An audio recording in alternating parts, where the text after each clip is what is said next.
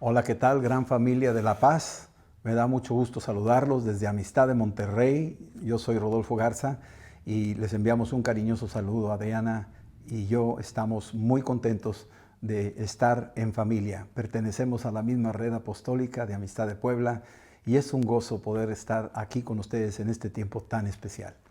Hoy quisiera compartirles algo que en lo personal me ha movido y me ha hecho estar atento a los acontecimientos que están tocando al mundo, especialmente en este tiempo, donde oímos de tantas cosas, oímos de la pandemia, oímos de todo este virus y la plaga que está afligiendo al mundo entero.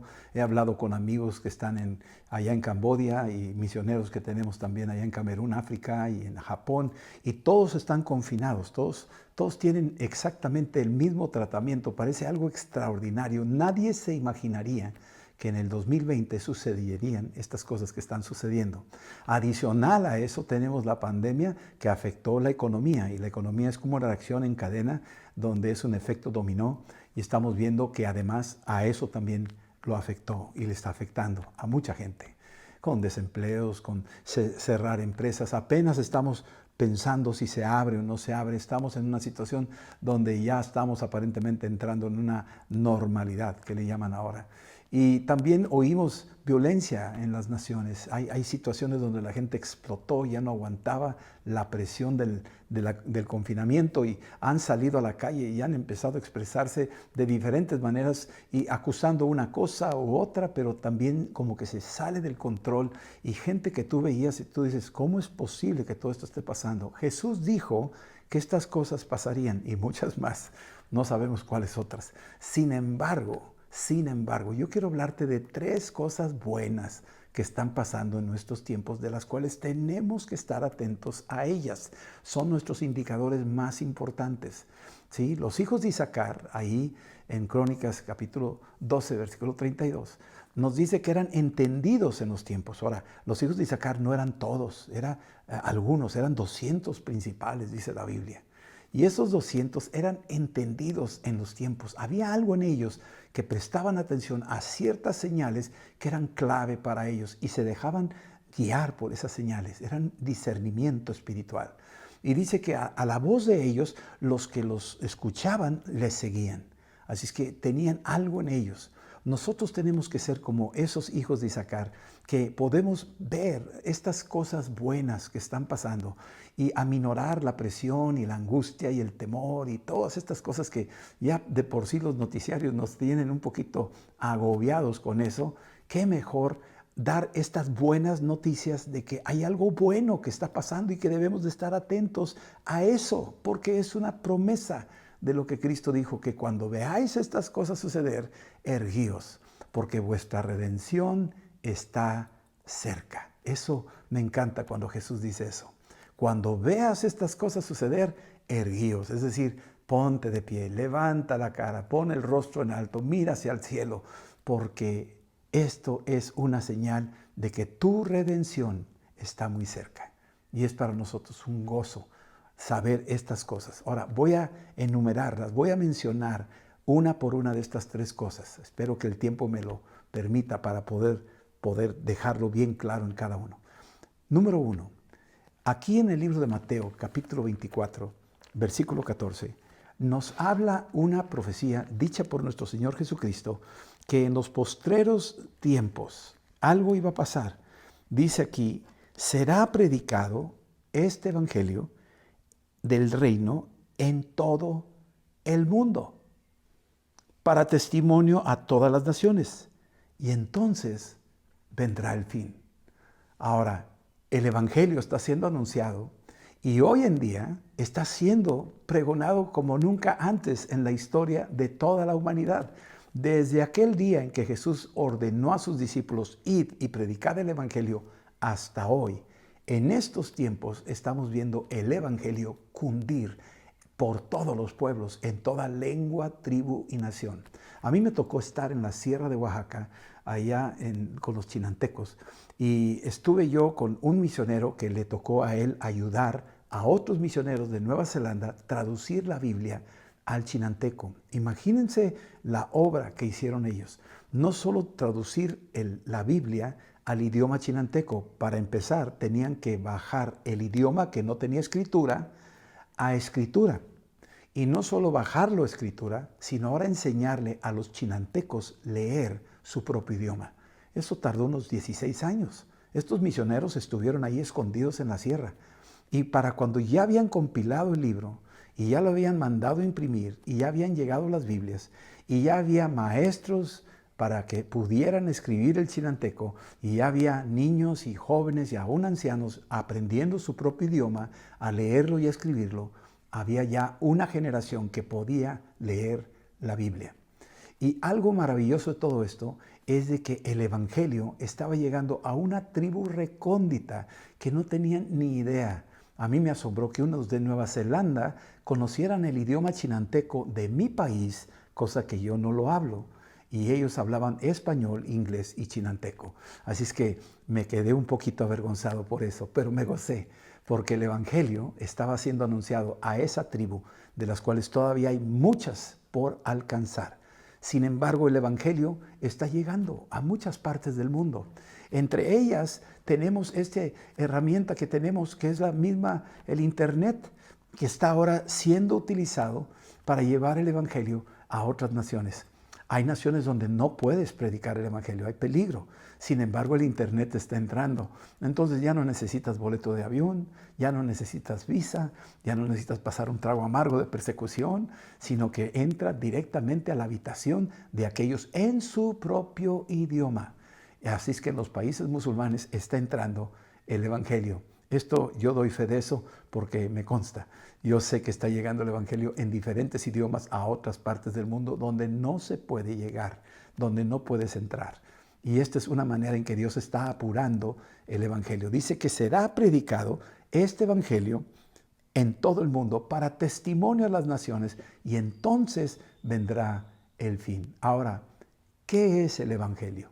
¿Qué contiene el Evangelio? ¿Por qué tenemos que predicar el Evangelio? Bueno, aquí vamos entendiéndolo. El Evangelio contiene algo muy elemental, básico, que tú y yo tenemos que tener. Si vas a la 1 Corintios capítulo 15, te explica así en una pequeña cápsula lo que contiene el Evangelio que debemos de compartir. El apóstol Pablo hace mención de este Evangelio en el capítulo 15 y menciona lo siguiente, el contenido en una pequeña cápsula en unos versículos que dice aquí, versículo 3 del capítulo 15, 1 Corintios, dice: porque primeramente os he enseñado lo que asimismo recibí, que Cristo murió por nosotros, por nuestros pecados, conforme a la Escritura, y que fue sepultado y que resucitó al tercer día, conforme a las Escrituras. Este es el Evangelio, que Cristo murió por nosotros conforme a las Escrituras, conforme a las profecías dichas y anunciadas. Cristo murió en la cruz, murió en un madero, en un árbol muerto que ya no tenía raíces, en un árbol condenado a ser quemado. Y sin embargo, Jesús escogió ese árbol para morir ahí. Era un árbol muerto, sin raíces. Ese es el ser humano. No tenemos raíces en este mundo.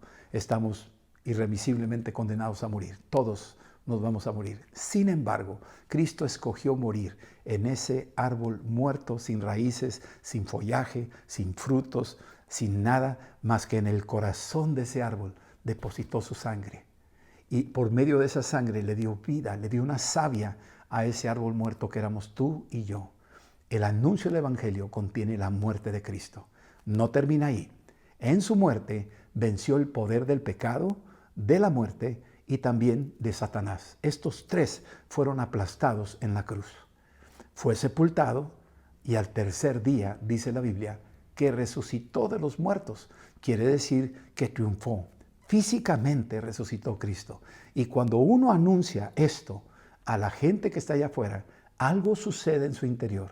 Es el mensaje que Cristo había dicho y ya predicho por Dios mismo en el huerto, ahí en Génesis 3:15, que vendría alguien nacido de mujer que le aplastaría la cabeza a la serpiente antigua y ésta le heriría en el calcañar. Así es que ese anuncio, por primera vez el Evangelio, fue anunciado en el huerto y después, siglos después, aparece el Cordero de Dios que quita el pecado del mundo.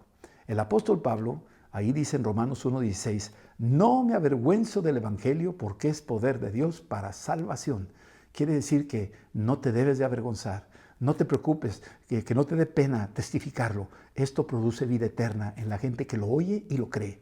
Así es que habla y no calles, porque este mensaje tiene algo espiritual. Cuando se anuncia la muerte y resurrección de Cristo, entra como una espada, como si fuera un bisturí. No se siente el corte y entra hasta el espíritu, y la persona que lo escucha, algo adentro, produce una activación que se le llama vida eterna. Así es que esta es una gran noticia. Mucha gente está recibiendo vida eterna en estos tiempos. Número 2, tenemos aquí también la promesa de que el Señor promete de que iba a recoger de nuevo al pueblo de Israel. Así es que Israel es un indicador sumamente importante para todos nosotros. Cuando tú oyes las noticias de Israel, prestemos atención de lo que está sucediendo en este momento histórico. Cuando terminó la Segunda Guerra Mundial, los judíos después de 2000 años regresaron, casi iban a ser aniquilados por Hitler. Pero después de esa guerra, que fueron totalmente aniquilados 6 millones de judíos, muchos de ellos volvieron a la tierra de promesa. Ahí en 1948 nació la nación de Israel. Y después de eso, 1967, en la guerra de los 6 días, ahí sucedió el milagro también extraordinario, porque todo Jerusalén quedó en manos del pueblo de Israel. Para el año 2019, 18 y 19, el presidente Trump nombró o lo declaró a nivel mundial que se le reconocía a Jerusalén como la capital de Israel. Esto provocó ondas, pero nadie pudo decir nada, nadie pudo contradecirlo, y es el cumplimiento profético de lo que Dios había dicho, que Israel sería hollada por los gentiles hasta que el tiempo de los gentiles se cumpliese. Jesús lo anunció, ustedes van a ser llevados cautivos a todas las naciones, pero vendrá el día en donde yo los voy a recoger, los voy a regresar. Les voy a leer una escritura en Jeremías 31 para que vean el poder profético de la Biblia. Es tremenda la palabra que nos encontramos aquí. Aquí en Jeremías 31, versículo 8, quiero que lean conmigo, si lo pueden leer, y si no, escúchenlo. Dice aquí, he aquí, yo los hago volver de la tierra del norte, y los reuniré de los fines de la tierra, y entre ellos ciegos y cojos, y la mujer que está encinta, y la que dio a luz juntamente, en gran compañía volverán acá. Irán con lloro, mas con misericordia los haré volver, y los haré andar junto a arroyos de aguas, por camino derecho, en el cual no tropezará, porque soy a Israel por padre, y Efraín es mi primogénito. Oigan palabra del Señor, oh naciones, y háganlo saber en las costas que están lejos, y díganles, el que esparció a Israel lo reunirá y guardará como el pastor a su rebaño, porque el Señor redimió a Jacob, lo redimió con mano del más fuerte que él. Así es que después de la muerte y resurrección de Cristo, y que subió a los cielos, y que la iglesia estaba apenas naciendo, vino Tito Vespasiano, destruyó ahí el templo de Jerusalén, no dejando piedra sobre piedra según la profecía de Cristo, pero fueron llevados dispersos a todos los confines de la tierra.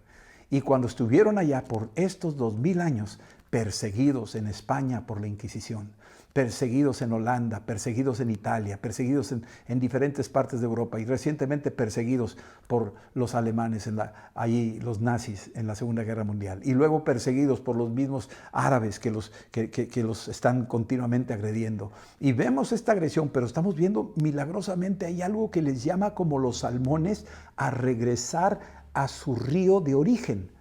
Es algo interesante. Los estudiosos de los salmones no pueden explicar cómo es que el salmón sale de un arroyo, vive afuera en mar abierto por mucho tiempo, unos 2 años, y luego después de eso, ya que creció, algo le dice que regrese, y empieza a regresar, y regresa por el mismo arroyo de donde salió. Es un misterio para ellos, no lo logran captar. Y esto es exactamente lo que Dios hizo con el pueblo de Israel. Fueron sacados, fueron llevados cautivos, vivieron persecuciones, siempre rechazados, y todo el pueblo de Israel quedó allá, parecería que se acabó. Yo estuve en Rusia en los años 90, cuando recién cayó la cortina de hierro, Y junto con mis hijos, me acuerdo que me acompañó en esa ocasión, bueno, me acompañaron los tres, pero en diferentes momentos, un día me acompañó David con esto de que fuimos a llevar a Israel, a los judíos, dinero de México y de Japón para que compraran boletos para regresar a Israel. Ya había caído la cortina de hierro. Me acuerdo que David y yo fuimos a sus casas. Estaba dentro de una organización que se llama Ebenezer, que ayudaba a regresar a los judíos. Y nosotros participábamos con ellos. Fuimos a sus casas, cargábamos sus maletas, nosotros, y subíamos a los camiones. Y los judíos se nos quedaban viendo, eran judíos rusos. Habían estado ahí por más de 500 años. Y de repente nosotros estamos ahí ayudando, mexicanos de otra parte de lejos. Hemos llegado para amarlos y bendecirlos y cumplir una profecía en sus vidas. Me tocó ver el avión El Al cargado de judíos que ya iba de regreso a Tel Aviv. Ya estaban cumpliendo su aliyah, así le llaman, el regreso, el cumplimiento de regresar a su hogar de origen. Esto es lo que está pasando. Es una gran noticia que está pasando. Y déjame decirte por qué. Porque en Romanos 8:11 nos dice, Romanos 11 nos dice algo aquí el apóstol Pablo. Nos dice algo que debe de detenernos, nos debe de asombrar, porque esto es lo que está pasando. Sí, en el versículo 25, el apóstol Pablo, ahí en el libro de Romanos 11:25, dice lo siguiente: no quiero, hermanos, que ignoréis este misterio, para que no seas arrogante en cuanto a ustedes mismos, que ha sido a Israel endurecimiento en parte, hasta que haya entrado la plenitud de los gentiles. Aquí el apóstol Pablo está diciendo algo muy importante. Está diciendo, cuidado, gentiles, ustedes que se sentían arrogantes de que Dios nos escogió a nosotros y a los judíos, ya se olvidó de ellos. No se ha olvidado. Muchos llaman eso la cesación, de que ya terminó, que Israel era primero. No, Israel sigue siendo importante para Dios. Miren, hay dos cosas importantes que vienen de Israel, además de muchas otras, pero dos muy importantes. Número uno, tú tienes un libro ahí contigo que fue escrito por judíos. Ellos recibieron la revelación y la inspiración y ellos mantuvieron cuidadosamente esta escritura por siglos, y gracias a ellos tú tienes la Biblia en tus manos. Número dos, Jesucristo nuestro Señor vino de los judíos. Así es que tú estás siguiendo a un judío, a un rabí, y su nombre es Jesús de Nazaret. No somos judíos mesiánicos, no estamos tratando de judaizar a nadie, solamente tenemos que identificar que esto está dentro de las cosas buenas que Dios está haciendo. Dios está haciendo algo maravilloso. Está primero que todo haciendo que el número de los gentiles empiece a ingresar al arca. Imagínate el arca de Noé. Y ahí todos nos estamos metiendo, hay diferentes representaciones, como los países tienen sus animales que representan a su país. Bueno, nosotros estamos ahí entrando al arca por la salvación, que es la fe en Cristo Jesús. Pero llegará el momento donde el número de los gentiles se cumpla, y después dice aquí en el versículo 26, y luego todo Israel será salvo. Déjame decirte algo bien importante. ¿Sabes tú? Pentecostés comenzó en Jerusalén. Jesús visitó a su pueblo en Israel. A los suyos vino, pero los suyos no lo recibieron. Y visitó con el Espíritu Santo en Jerusalén. Fueron esparcidos, regresaron después de 2000 años y ahora están regresando judíos no solo a la tierra de Israel, están convirtiéndose a Jesús. Yo conozco judíos convertidos a Jesús. Si hay alguno en el auditorio que es judío, te bendigo, porque la Biblia me dice a mí que si yo bendigo a Israel, seré bendecido. Y no busco la bendición para mí, me encanta que tú seas bendecido. Y hay que bendecir al pueblo de Israel. Hay que orar por la paz de Jerusalén.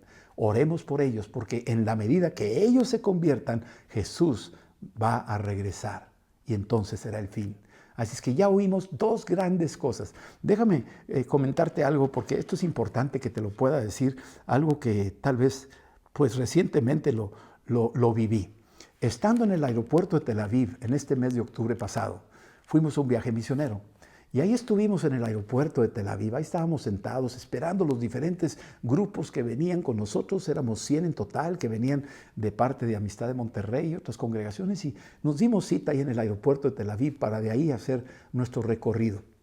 Yo estaba sentado en el aeropuerto y empezaba a ver la gente, y venían de Perú, Y venían de África, de Nigeria, venían de Rusia, de Ucrania, venían de Bosnia, venían de Italia, venían de Francia, venían americanos. Ahí estaban los mexicanos. Y yo veía todo eso en el aeropuerto ahí de Tel Aviv. Una noche anterior, Adrián y yo nos dormimos en Jope.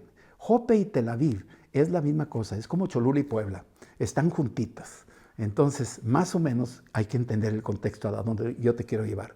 Jope y Tel Aviv es lo mismo, están juntos, están a cualquier kilómetro de distancia, pero ahí está todo, ya están unidos. Jope fue el lugar donde Dios le mandó una visión a Pedro. ¿Se acuerdan en Hechos 10? Se subió al techo y estaba en el techo y de repente tuvo un éxtasis y vio que bajaba del cielo un manto con diferentes animales. Y oí una voz del cielo que decía, mata y come. Y Pedro decía, no Señor, yo no como nada inmundo. Y volvía a oír la voz, mata y come. Y Pedro decía, no Señor, yo no voy a hacer eso, jamás. Yo no voy a comer nada inmundo. Y entonces el Señor, esto dice por 3 veces, Pedro es de 3 veces, hay que darle 3 coscorrones a este hombre. Y a la tercera vez empezó ahí quedándose con la tarea de qué quiso decirme Dios con ese manto y los animales adentro, todos tipos de animales inmundos, y me está diciendo a mí que los mate y los coma. Pues ¿cómo es eso?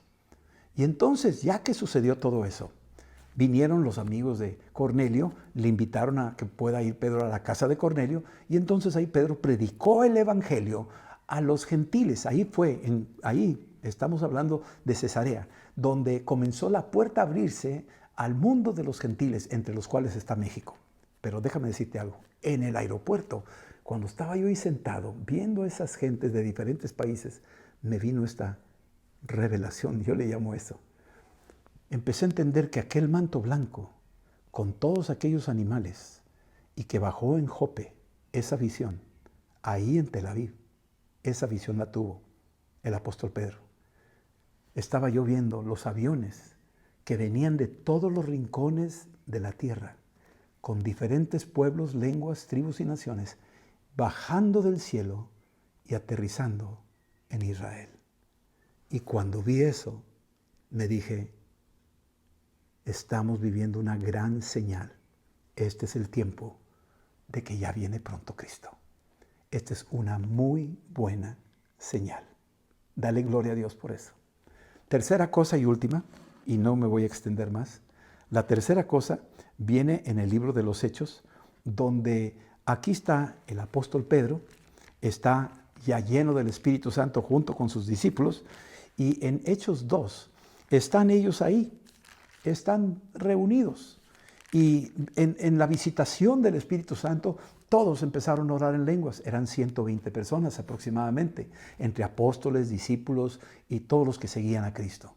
Estaban en un aposento alto. ¿Por qué estaban en el aposento alto? Porque estaban en confinamiento. Estaban escondidos de los judíos radicales que los querían matar. Aunque Dios le había dicho, no te muevas hasta que sean investidos del poder de lo alto, pero aún así había confinamiento, tenían temor. Desde el principio de la captura de Cristo en el huerto de Getsemaní hasta ese momento, estos discípulos tenían que mantenerse cuidados, porque los judíos radicales eran capaces de capturarlos y matarlos. De hecho, ahí vieron lo que hicieron con el Maestro, con Jesucristo. Pero después, más adelante, lo vieron y mataron a Esteban. Entonces, ellos están en confinamiento esperando la promesa, y cuando llega de repente el Espíritu Santo, todos empiezan a orar en lenguas. Es algo sobrenatural, porque el Dios que habla todas las lenguas de todo el mundo mora en nuestros corazones. Si tú has creído en Cristo, el que habla todos los idiomas mora en ti. Y Él puede hablar todos los idiomas, los puede entender y te los puede ayudar a que tú los hables, a veces con cursos y a veces sin necesidad de estudiar. Así es nuestro Dios, tan especial. Pero quiero decirte algo muy interesante.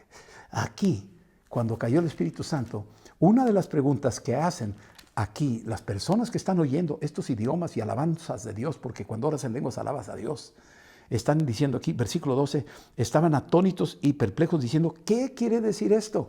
Eso de que ¿qué quiere decir esto? Es lo mismo que dijeron allá en el desierto, en el capítulo 16 de Éxodo, cuando vieron el maná que estaba afuera y salieron y dijeron, ¿maná? La palabra maná quiere decir, ¿qué es esto? Maná era la provisión de Dios para el pueblo de Israel para que se sostuviera a lo largo de todos esos 40 años en el desierto. ¿Qué quiere decir esto? ahora en Pentecostés es la provisión sobrenatural para el pueblo de Dios en toda la tierra. Cuando tú te llenas del Espíritu Santo, empiezas a recibir el nutriente espiritual indispensable por el cual tú puedes ser guiado, protegido, ungido, revestido de poder para poder vencer un mundo complicado donde el diablo está operando y donde Dios te ha dado a ti la gracia de conocer y de recibir al Espíritu Santo. ¿Qué quiere decir esto? Es lo que estaban diciendo allá en Éxodo. ¿Qué es esto? Eso es tu provisión. Ese es el pan que ha caído del cielo. Eso es el Espíritu Santo que ha venido sobre ti. Esa gloriosa tercera cosa es el Espíritu Santo. Está siendo derramado sobre toda carne. Fíjate bien lo que dice el versículo 16. Dice aquí, citándolo Pedro, dice, pero esto es lo que dijo el profeta Joel. En los postreros días, está hablando del fin, está hablando de los días posteriores, poco antes del final. En los postreros días, dice Dios, derramaré de mi espíritu sobre toda carne. Sobre toda carne. ¿Tú traes carne? Dios está diciendo, derramaré mi espíritu sobre toda carne. Está prometiéndolo. Esto lo dijo hace 2000 años. Estamos en el 2020. La promesa sigue en pie. Está derramando su Espíritu Santo sobre toda carne. Y tú estás invitado a recibir la llenura del Espíritu Santo, a recibir esa frescura del rocío. Muchos lo reciben de una manera espectacular. Oran en lenguas y se pueden caer y son medios así como que tú dices, ay, ¿qué está pasando aquí? ¿Verdad? Eso es la lluvia, cuando se oye, cuando se siente, cuando se ve. Y otros reciben esa llenura como el rocío, que no se ve, que no se siente, que llega en el momento más oscuro, desapercibido, pero está reverdeciendo las plantas del desierto. Ese es el rocío del Espíritu. Sigue siendo el Espíritu. Sigue siendo el Espíritu Santo. Si tú no sientes nada, no te preocupes. Aunque parezca que no sientes nada. Es como aquel que dice, pues yo no sentí la lluvia anoche, sí, pero te dormiste afuera y amaneciste empapado. Aunque no sentiste los golpes de las gotas, las pequeñas diminutas gotas del rocío te empaparon. Y así está. Tal vez estás sentado hoy aquí en esta reunión y ni te das cuenta, pero estás siendo empapado por el Espíritu Santo. ¡Qué bendición! Y yo me gozo con esto. Son de las 3 grandes y buenas cosas que están pasando en estos últimos tiempos. Tenlas presentes, practícalas, predica el Evangelio. Date cuenta cómo está anunciado el Evangelio en diferentes formas. Sí hay oposición, sí hay persecución. El diablo está enfurecido, no quiere que el Evangelio cunda, no quiere que el Evangelio llegue a las naciones. Él está asustado porque sabe que ya se acerca su fin. Entonces, él está oponiéndose como dé lugar a que tú no hables del Evangelio a nadie. Pero tú habla el Evangelio. Habla y no calles, le dijo Dios a Pablo. Porque yo tengo mucho pueblo en esta ciudad. Predícales el Evangelio. Es importante que oigan que Cristo murió en la cruz, fue sepultado y resucitó de los muertos. Y cualquiera que se arrepintiese de sus pecados y confesare su nombre, será salvo. Ese es así sucede la concepción del Espíritu Santo y de la vida eterna. Segunda cosa, ora por la paz de Jerusalén. Ora por Israel. Ora por los judíos, amigos tuyos. Testifícales, háblales de lo que tú tienes en tu corazón. Compadécete de ellos.